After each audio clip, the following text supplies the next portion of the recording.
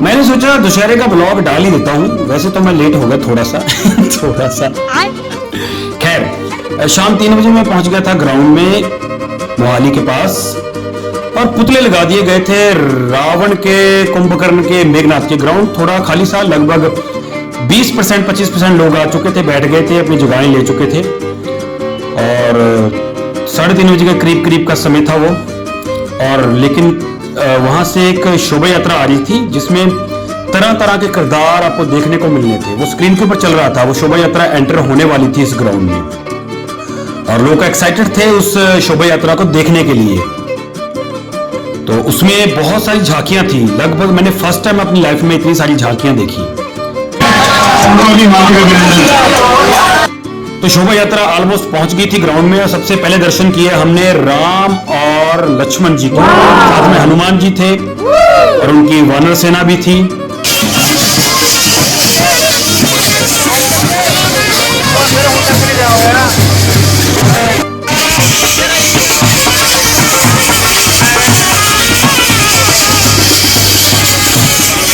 उसके बाद हमें गणेश जी दिखे मूषक की सवारी करते हुए। फिर मां जगदम्बा दिखी शेर की सवारी करती हुई।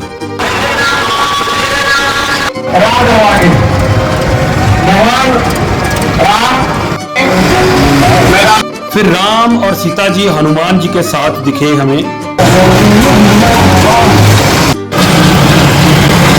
कृष्ण जी और राधा जी रास लीला करते हुए दिखाई दिए ट्रेडिशनल ड्रेस में। और उसके बाद रावण दिखे शिव जी की भक्ति करते हुए, हिमालय के ऊपर बैठे हुए शिव। उसके बाद नंदी की सवारी करते हुए छोटे से प्यारे से क्यूट से शिव जी दिखे। वाओ, हर हर महादेव।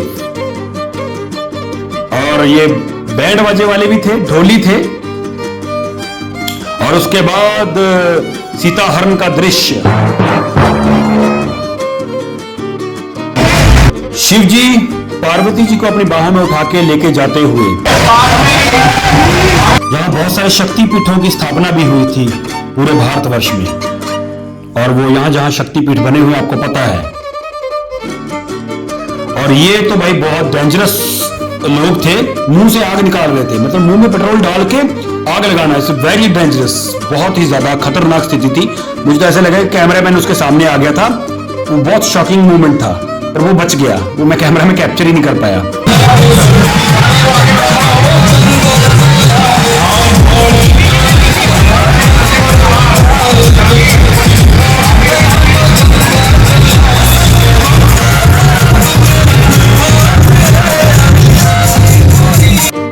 शिव शंकर जी दिखे फिर से नंदी की सवारी करते हुए, भोलेनाथ बाबा।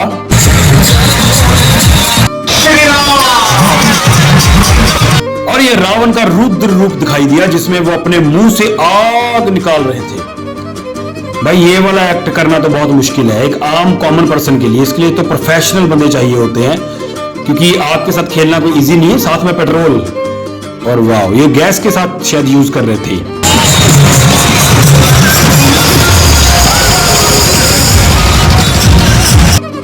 अगली झांकी में हमें भगत सिंह जी को दिखाया गया। अंग्रेजों ने उनको कैद कर रखा था और वो भारत माता की जय के जयकारे लगा रहे थे।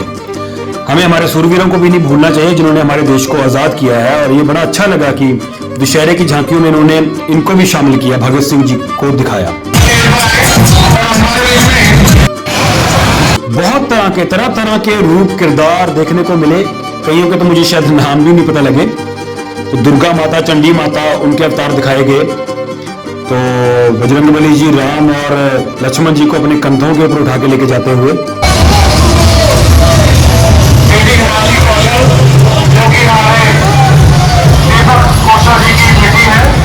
हमारे मेंबर भी हैं, इन्होंने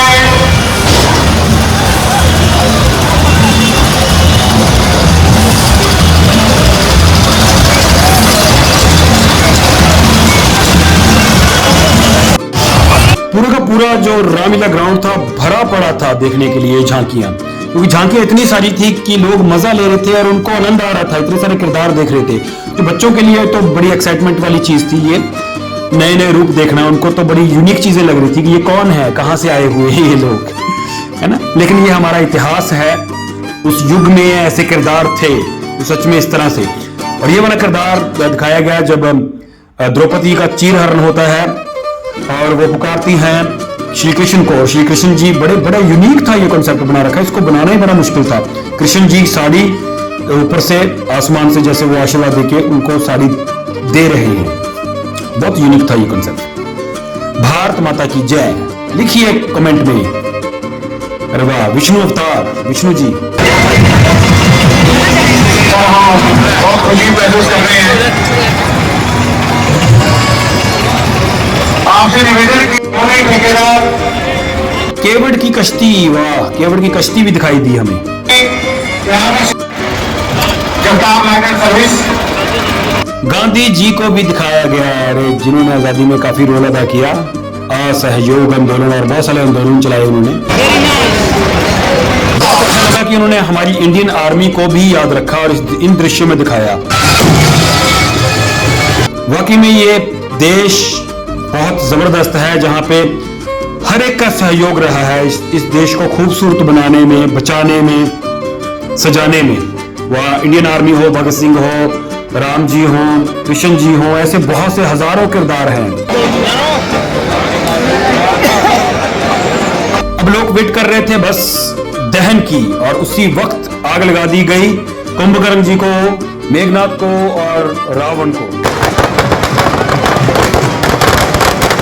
और ये प्रतीक है बुराई पर अच्छाई की जीत का। सदियों से चलती आ रही है ये परंपरा, और हमें बताता है हमारा इतिहास कि बुरे लोगों का दौर चाहे लंबा हो सकता है लेकिन अंत जरूर आता है। रात का वो दौर और ये आग की लपटें,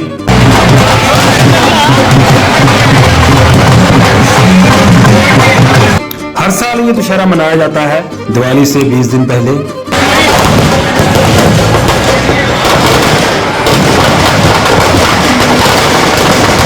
और कुंभकर्ण, मेघनाथ, रावण दहन के बाद बहुत सारी आतिशबाजी हुई, इतनी सारी इन्होंने आतिशबाजी की, लगभग 10-15 मिनट वो तो आतिशबाजी चलती रही। अगर आपको ये ब्लॉग पसंद आया, और मेरे और भी ब्लॉग्स हैं, प्लीज उनको आप देखिएगा, क्योंकि बहुत मेहनत लगती है ब्लॉग्स बनाने में, वहां जाने में, उसको शूट करने में। कमेंट्स करिएगा। मैं आर्टिस्ट हूं तो मैं अपनी कला को दिखाने की कोशिश करता हूं अपने हर एक व्लॉग में, अपनी मिमिक्री के थ्रू, पेंटिंग के थ्रू, संगीत के थ्रू, एक्टिंग के थ्रू। तो बड़ा अच्छा लगा, थैंक यू जिसने भी कमेंट किए, जिसने भी शेयर किया, जिसने भी सब्सक्राइब किया, बहुत बहुत धन्यवाद आप सबका। और ये नजारा देखिए, आसमान पूरे का पूरा भर गया था दिवाली के पटाखों से। ये वाइब भी अलग होती है, बड़ा मजा आता है ये देखने में। घरों को सजाते हैं, घरों को पेंट करते हैं। ये दशहरे का समय, दिवाली का समय, ये बड़ा यूनिक होता है। आपस में प्यार बढ़ता है इन त्योहारों से, और हमें शिक्षाएं भी मिलती हैं इन त्योहारों से।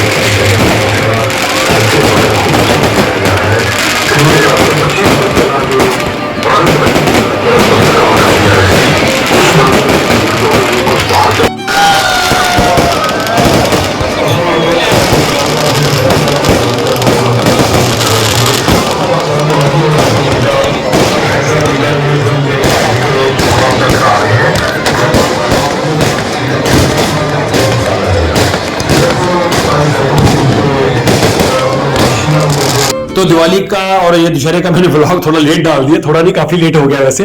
खैर, आप सबको दशहरे की बहुत बहुत बधाइयां इन एडवांस। 2026 का दशहरा मेरी तरफ से सबसे पहला।